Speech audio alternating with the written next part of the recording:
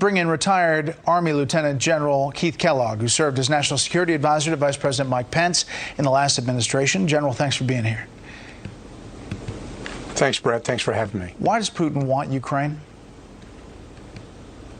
Well, he wants it as a buffer, Brett. The way he looks at it, when you look at the Warsaw Pact, which totally evaporated, that his last resort of having some type of buffer happens to be Ukraine, and he looks at it that way.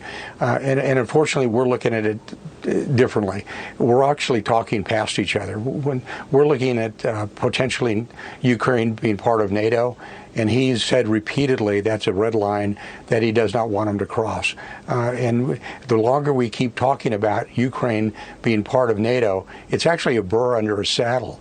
And we've made it a NATO issue, and it's really not a NATO issue today, because Ukraine is not part of NATO, so it doesn't fall under Article 5, which is an attack on one, attack on all. And he looks at this as if he doesn't have a buffer. He believes it's sort of like, it's similar, it's analogous to having Cuba with their missiles focused on the United States, and he kind of looks at it the same way. The distance between the border of Ukraine to Moscow is only about 500 miles, and he considers that a real threat. So is there any chance, seeing what you see now, hearing what you're hearing from Intel and State Department and Pentagon officials, that this is some kind of a head fake to get something else? Yeah, I think very candidly, Brett, I think we're beyond diplomacy now. One thing about Putin doesn't bluff, which is unfortunate.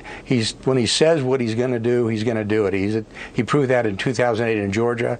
He did it in 2014 with Ukraine, when he took Crimea from Ukraine.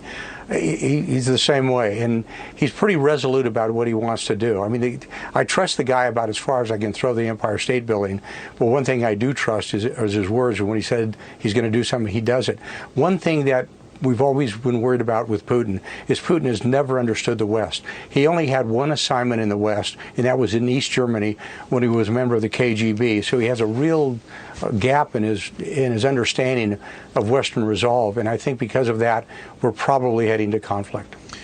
Now, you say heading to conflict, but the possibility that this involves other troops besides Ukrainians, the possibility that somehow Europe is engaged in this, the president is making clear that no U.S. troops will be engaged. But this is the first time, if it happens, that a country has taken over a neighbor in many, many years. Yeah, I mean, there's no doubt about it. This is going to create incredible instability. This will be the largest land fight since World War II. People forget that Ukraine is the second largest country in Europe, after Russia.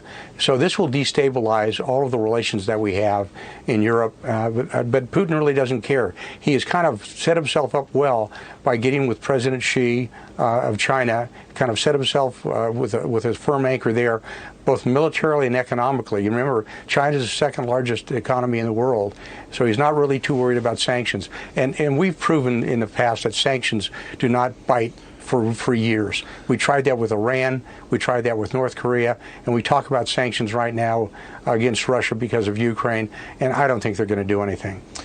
Yeah, and General, you mentioned second largest country. It's also rich with minerals and natural resources, a lot of things that people don't think about when it comes to Ukraine. General Kellogg, thank you so much. Thanks, Brett.